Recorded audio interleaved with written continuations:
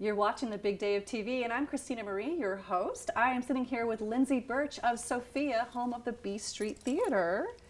Hi. Hi, Christina. Thank you so much for having us. Yes, and you've brought a guest with you. Who is this? I have. I've brought our B Street mascot for Big Day of Giving, or Big Dog. This is Manny. Hi, Manny. Say hi. Hi. He's making his live television debut right now. That's fantastic. Now, and he's a theater dog, obviously. He is, yes. We've got a few around the theater, but he's mine, and so I like to think of him as the ultimate theater dog. Is he a triple threat? Oh yes, he is. Singer, dancer, actor, everything. I bet. Acrobat. Exactly, acrobat. He wants to play Bruiser in Legally Blonde. That's his dream. Oh, yeah. Well, I mean, that role is currently filled by another doggo, but... I know. He's just waiting for a shot. Yeah. Oh, what a cutie pie. So tell me, what do you do over there at the Sofia? So at the Sofia, home of the B Street Theater, we were just talking about, we were the B Street Theater, and then we moved to the Sofia, a beautiful venue where we're so fortunate and humbled by all the support that built this venue. So our mission is to promote cultural enrichment, social interaction, education, and literacy through the experience of live theater and the performing arts. And we really added the performing arts to that mission when we moved to the Sofia, because not only, of course, are we home to professional theater performances for both adults and for children, but we're also home to other groups such as the Gay Men's Chorus, the Sacramento Ballet. We just had the Sacramento Master Singers. We have fantastic musical artists from all over the world. So the Sofia has really opened up the possibilities of the types of live performing arts we're able to share. Right, and you also had a film festival there last year. We did. We had the Sacramento Asian Pacific Film Festival, and we are pleased to say they had a fantastic experience, and they have booked with the Sofia for this year. And that really is one of our goals now, being in the Sofia, is not just to have groups there for one event, but to really be able to be a home for these nonprofits who would love to utilize the venue, and we can kind of create a home year after year where their audiences also get used to coming to the Sofia and feeling welcomed there and a part of that whole family. Yeah, it's an incredible venue. Honestly, it's so beautiful. I love it there. Thank you. So it's not just, so people who haven't been there yet, it's not just one theater. You have like a complex there. We do, yes. We have, it's technically a 3-theater complex. We have our main stage theater, which is just mostly home to our main stage plays, and that's 265 seats. And then we have the Sutter Theater, which is home to the family series during the mornings and the afternoons on the weekends, and that's our professional theater for children. And then at night, that space becomes a more flexible space for music, lectures, comedy, dance. And then we also, maybe not as many people know about, we have our 80-seat cabaret space upstairs at the B, which is also where we do cabarets, play readings, more intimate singer-songwriters, slam poetry. So we're very fortunate. We have 3. Oh, Manny, it's your television debut. Manny, are you excited? He's like, hi. It's like, you're not talking about me enough. Yeah, he's like, you're not talking about my career enough. So where we have 3 spaces that really have a variety of uses. We're so fortunate, and plus we have an incredible lobby, full-service bar, backstage, all that kind of stuff. Right, yeah, it's really a great overall venue. All right, Manny, we'll let you wander around. You can wander around now. But you have to come back for our sign-off. You have to come back for the sign-off, buddy.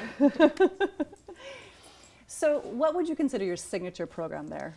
Definitely our main stage programming plays for adults, and then also our family series programming for children. Those productions see over 10,000 students for that show alone, and that's incredible. And then our main stage, we have a very loyal subscriber base. We do mostly contemporary works and new plays, and it's just fantastic. We love sharing professional theater, not just with the adults of the community, but also with the young folks of the community. Yeah, it's fantastic. So, theater arts major here, Really? That's why I'm such a fangirl. Yeah. So, what does it take to run a venue like that and your program like that annually? Like, what kind of revenue does that take? Yeah, there's a lot of demands. Obviously, we have, of course, the staff, administrative staff, and the box office, front of house, facilities, and then we're a professional theater, which means that we compensate actors professionally. So and there's unions. And there's unions. So we have, as you know, as a theater arts major, we have a collective bargaining agreement with the Actors Union, and those dictate professional salaries, health insurance, retirement. And so it is much more expensive than, not having that agreement with the union, but it means that our artists can live and work in Sacramento, be compensated a professional wage, and then of course also get their health insurance and their retirement. And so that's something we very much are proud of in that part of our mission. And then of course there's our education staff, the folks that book the students to come in and see the shows, our teaching artists who go out to the schools, our actors who go out to the schools. So it's not a small endeavor. Before the pandemic, we were at about a $4 million budget, and now we're edging back up to that again. So it's certainly, it's not a small operation, and we saw it very much grow almost immediately when we went into the Sofia, from what it was at the former B Street location. Oh yeah, you're far more visual now over there by the hospital, and yes, and in the neighborhood, there's so many wonderful things. I mean, the Fort Sutter Hotel, we have our restaurant tenant Tea Bar and Fusion next door, but Paragary's, all of these restaurants, much more visible traffic-wise, and we're very fortunate. We're able to serve much more of the community in that way, but it's a much larger operation that I think we only had a couple of years of experiencing it before the pandemic shut us down. So we're still getting back into that groove of running this major organization. Wonky transition. It is. Yeah. So obviously you're not trying to raise millions of dollars in 24 hours for the big day of giving. But on May 4th, what is your 24-hour goal? Our 24-hour goal is $85,000. We would love to see ourselves reach that level. We've had some very successful Big Day of Givings these past few years, 2020, 21, and 22. And we feel like that's maybe because, there weren't fundraising events happening. Right. So people were using that day to give. And we know that now that we have our fundraisers and more opportunities to give, that folks are, maybe not going to do as much on Big Day of Giving, but we still feel like $85,000, especially with the community coming in and our board of directors and some generous donors doing some matching funds, that is a solid goal. And we're hoping to reach it and exceed it. All right. Well, it sounds like you're well on your way with the board being involved and the match funders. So, welcome back. Thank you. It's back for the sign off.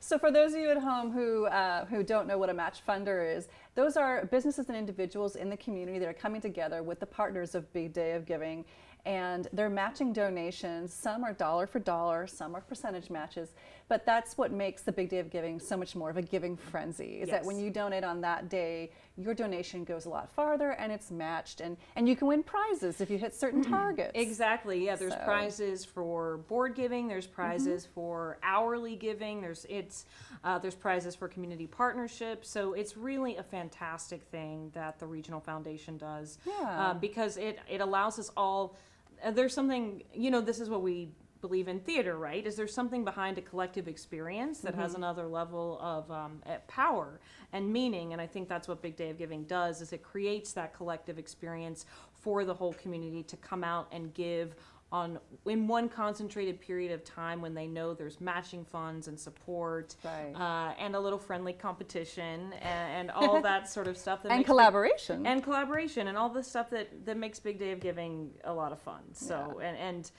certainly a very exciting day for the staff. We plan for it and we look forward to it all year, and we're going to have some fun events happening this year at the Sofia on Big Day of Giving, and we are really excited, and we're so glad that you had us on the show. Yeah. What do you think, Manny? Well, hi, Manny. Are you ready to sign off with me?